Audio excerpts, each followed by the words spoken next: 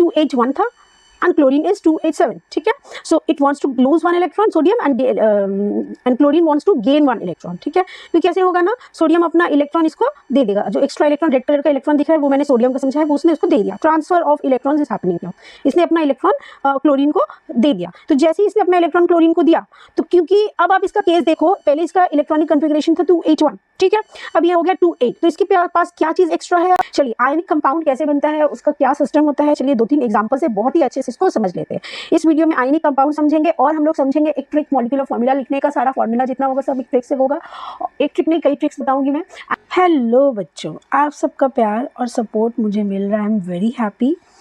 मैंने पिछले वीडियो में आपको जो आपका बेसिक कन्फ्यूजन होता है, atoms, molecules, ions and compound, ये सबको मैंने रेडिकल, ये सबको मैंने बहुत ही आराम से अच्छे से समझाया है। आप उस वीडियो को देख लीजिए।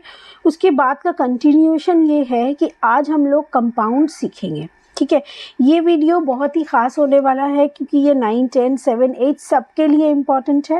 And at the end of this video I will give a trick, उस ट्रिक से आप कंपाउंड्स को बहुत जल्दी लिख पाओगे, ठीक है। चलिए let's get started.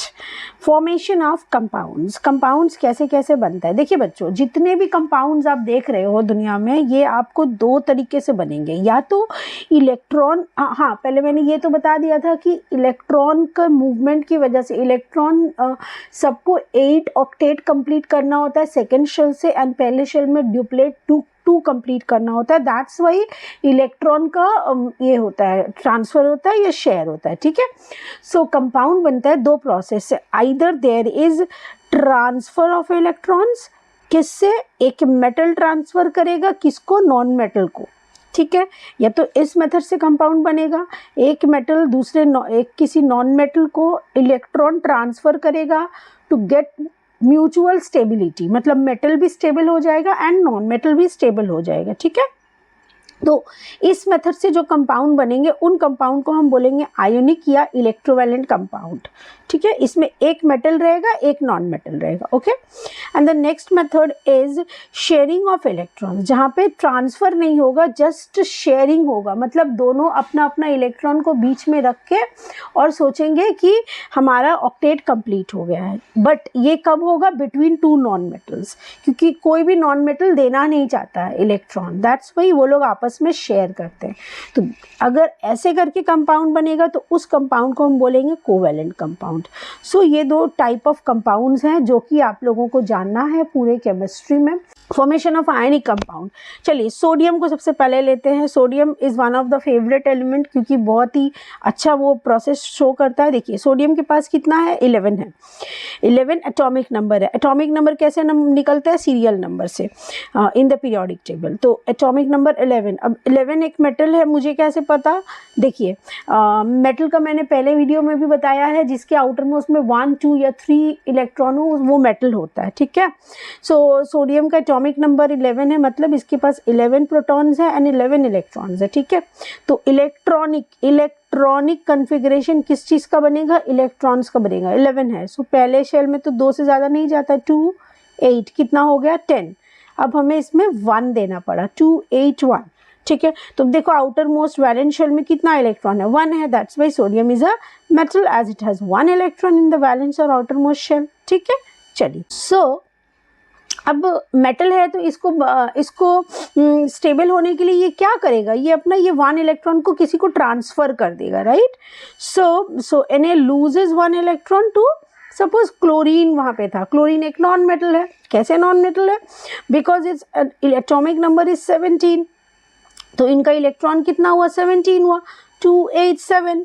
So chlorine को कितना इलेक्ट्रॉन चाहिए अपना ऑक्टेट कंप्लीट करने के लिए, ऑब्वियसली 1 इलेक्ट्रॉन चाहिए टू कंप्लीट इट्स ऑक्टेट। और ये 1 इलेक्ट्रॉन कौन देगा, मेटल, जो चाहता है 1 इलेक्ट्रॉन लूज करना, और क्लोरीन चाहता है 1 इलेक्ट्रॉन गेन करना है। चलिए देखिए यहाँ पे देखिए 281 था and chlorine is 287, ठीक है।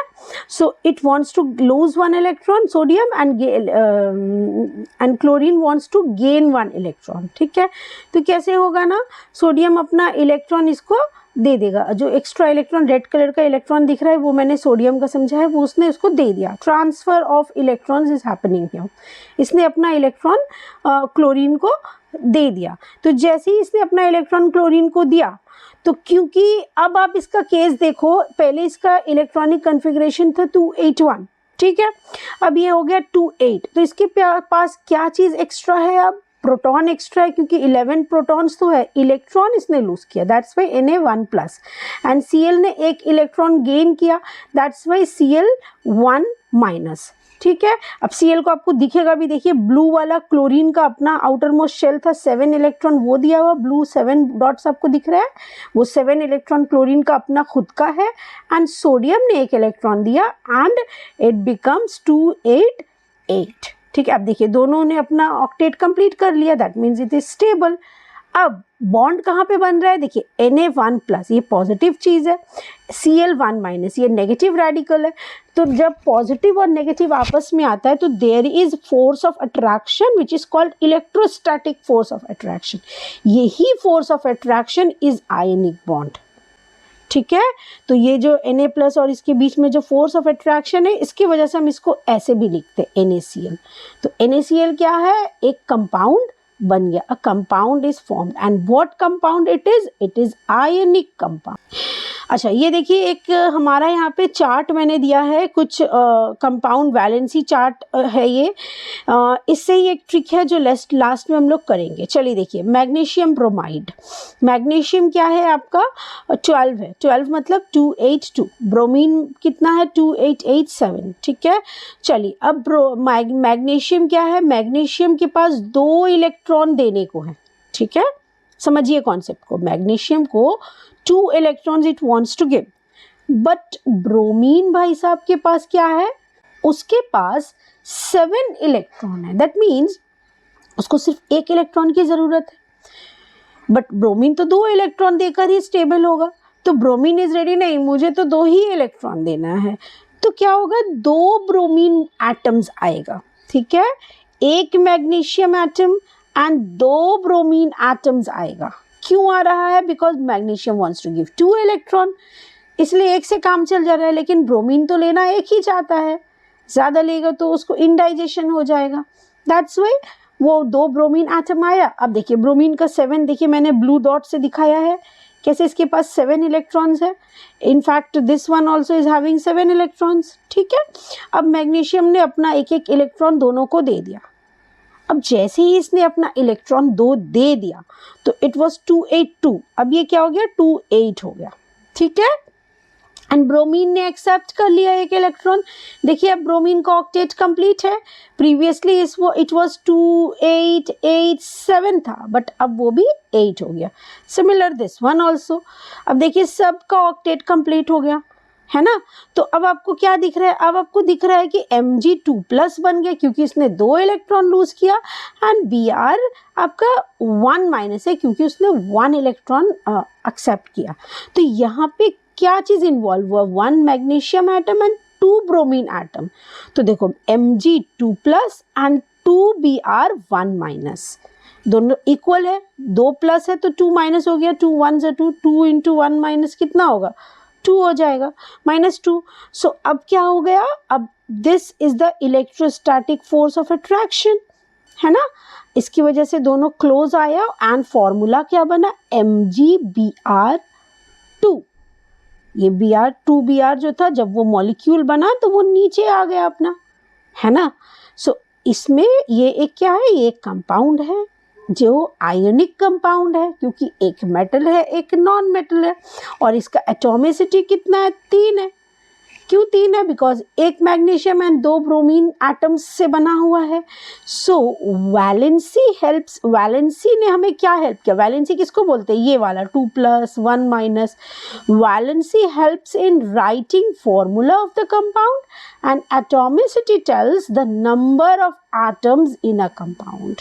ठीक है, सो यहाँ जो वैलेंसी था Mg का 2+ एंड Br 1-, ये हमें फॉर्मूला बनाकर दे रहा है Mg_Br2, एंड इसमें कितना एटम्स है वो कौन डिफाइन करके दे रहा है, एटॉमिसिटी। चलिए एक और एग्जांपल देखेंगे, लास्ट एग्जांपल।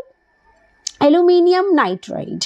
अब देखो आप एल्यूमिनियम का 13 है 283 and this is 725। So aluminium wants to lose 3 electron and luckily यहाँ पे आया नाइट्रोजन जो कि 3 इलेक्ट्रॉन लेना भी चाहता है। मैंने पिछले वीडियो में आपको बताया ना बच्चों, जब कोई इलेक्ट्रॉन गेन करता है कोई नॉन मेटल तो फिर उसके आगे आईडीई आइड लग जाता है। बहुत डिटेल में मैंने एटम्स मॉलिक्यूल में समझाया है, आप प्लीज़ उसको गो थ्रू कर लो, ठीक है। चलिए, तो एल्यूमिनियम का 3 इलेक्ट्रॉन है। सो एल्यूमिनियम का वैलेंस इलेक्ट्रॉन रेड वाला देखिए 3 है एंड नाइट्रोजन का वैलेंस इलेक्ट्रॉन कितना है 1 2 3 4 5 ब्लू डॉट्स देखिए, ठीक है। सो एल्यूमिनियम ने अपना 3 इलेक्ट्रॉन इसको दे दिया, ले लो भाई तुम तीनों इलेक्ट्रॉन ले लो। तो इसने जब 3 इलेक्ट्रॉन लिया तो एल्यूमिनियम ने 3 लूज किया तो it becomes just 2 and 8 and 3 plus. Nitrogen ने देखिए 3 गेन किया, आपको दिख रहा होगा 3 रेड डॉट्स है, तो टोटल इसका भी अब 8 हो गया, but it has gain 3 so 3 minus. So Al is 3 plus N is 3 minus. यहाँ पे देखो एक्स्ट्रा एटम्स का ज़रूरत नहीं है क्योंकि पिछले वाले केस में मैग्नीशियम 2 देना चाह रहा था बट ब्रोमीन 1 लेना चाह रहा था, दैट्स वाई हम लोगों को ब्रोमीन का 2 एटम्स लेना पड़ा। बट यहाँ पे वैसा कोई केस नहीं है, Al एंड N एक साथ आके एल्यूमिनियम नाइट्राइड बना दिया, खत्म बात। So that was the thing. अब चलिए वो जो मैंने आपको प्रॉमिस किया था एक ट्रिक बताने का, वो trick I will tell you. कि हमने जो अभी आयनिक कंपाउंड लिखने का ट्राई किया वो तो अब जो बॉन्डिंग चैप्टर करोगे, केमिकल बॉन्डिंग चैप्टर आपके 9 में भी है 10th में भी है और बहुत जगह यूज पड़ेगा वहाँ पे करोगे। बट हमेशा क्या आप इतना सारा काम करोगे, इलेक्ट्रॉन को लूज करवाओगे, उधर गेन करवाओगे, तब फॉर्मूला बनाओगे? No, there is a trick.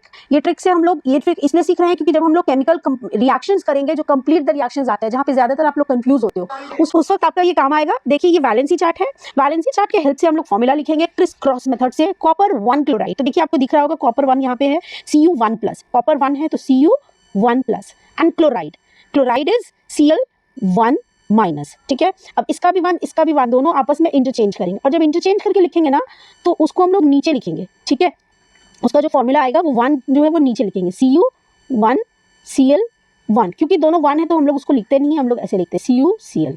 Zinc sulphide, अब देखिए Zn कहाँ पे है, Zn इज Zn 2 प्लस है ना, Zn कितना है, Zn 2 प्लस है, तो Zn हमने लिखा आपका 2 plus and sulphide is 2 minus, ठीक है। अब 2 2 दोनों आपस में इंटरचेंज किया तो फॉर्मूला बना Zn ने इसका 2 लिया, सल्फर ने इसका 2 लिया, तो 2 2 कैंसिल होकर बना जिंक सल्फाइड का फॉर्मूला ZnS, ठीक है। नेक्स्ट देखिए,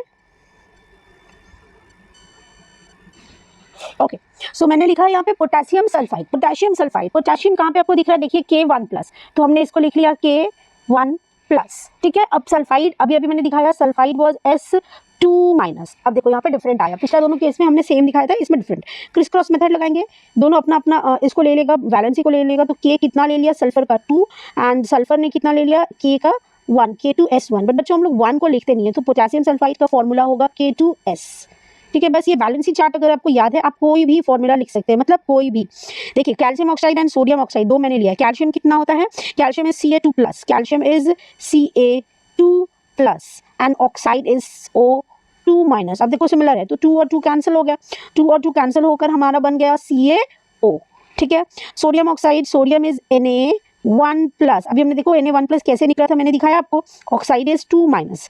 अब वही क्रिस क्रॉस मेथड, Na ने 2 ले लिया एंड ऑक्सीजन ने 1 ले लिया, तो फॉर्मूला बन गया Na2O, सोडियम ऑक्साइड। देखो आप लोग कैल्शियम ऑक्साइड में CaO आया बट सोडियम ऑक्साइड में NaO आया, क्यों आया आप समझ गया, because of the valency chart. इस वैलेंसी में जो लिखा हो और इसका डिटेल तो आपने कर ही लिया है कि कैसे हो रहा है। सो इस तरीके से हम लोग बहुत सारा फॉर्मूला यहाँ से जनरेट कर सकते हैं, इनफैक्ट हम लोग ये रेडिकल के यूज से भी फॉर्मूला जनरेट कर सकते हैं। अब देखिए अगर रेडिकल रहेगा तो क्या होगा, वैसे रेडिकल के बारे में पार्ट 3 में मैंने बहुत अच्छे से समझाया है, आप उसे देख सकते हो। मैंने पहले लिया अमोनियम क्लोराइड, ठीक है। अमोनियम कहाँ पे देखो आपको दिख रहा होगा, अमोनियम यहाँ पे फर्स्ट वाला ही अमोनियम है मेरा, तो हमने क्या लिया अमोनियम क्लोराइड। तो अमोनियम का होता है NH4 1 प्लस एंड क्लोराइड का Cl1 माइनस। अब क्रिस क्रॉस मेथड से दोनों ने आपस में इंटरचेंज किया एंड हमारा फॉर्मूला बन गया अमोनियम क्लोराइड NH4Cl। नेक्स्ट मैंने लिया है एक different example, calcium phosphate, Ca2 plus इस कैल्शियम, यहाँ पे देखो कैल्शियम दिख रहा है आपको Ca2 प्लस, उसको लिया फॉस्फेट से, देखो यहाँ नीचे में फॉस्फेट है PO4 3 माइनस, PO4 3 माइनस। अब दोनों आपस में इंटरचेंज किया, सो क्या बना हमारा, कैल्शियम ने फॉस्फेट का 3 ले लिया एंड फॉस्फेट ने कैल्शियम का 2 ले लिया, तो Ca3PO4 होल ट्वाइस। क्यों? क्योंकि ये 2 दोनों को मिलेगा, क्योंकि फॉस्फेट सिर्फ P या O नहीं है, पूरा होल है। That's why it's calcium phosphate. Compounds मैंने लिखा है, ये आप वो ट्रिक से जो मैंने बताया है क्रिस क्रॉस मेथड से, ये सारा फॉर्मूला आप लिखो, लिखकर मुझे कमेंट करो और then I will answer you. Thank you.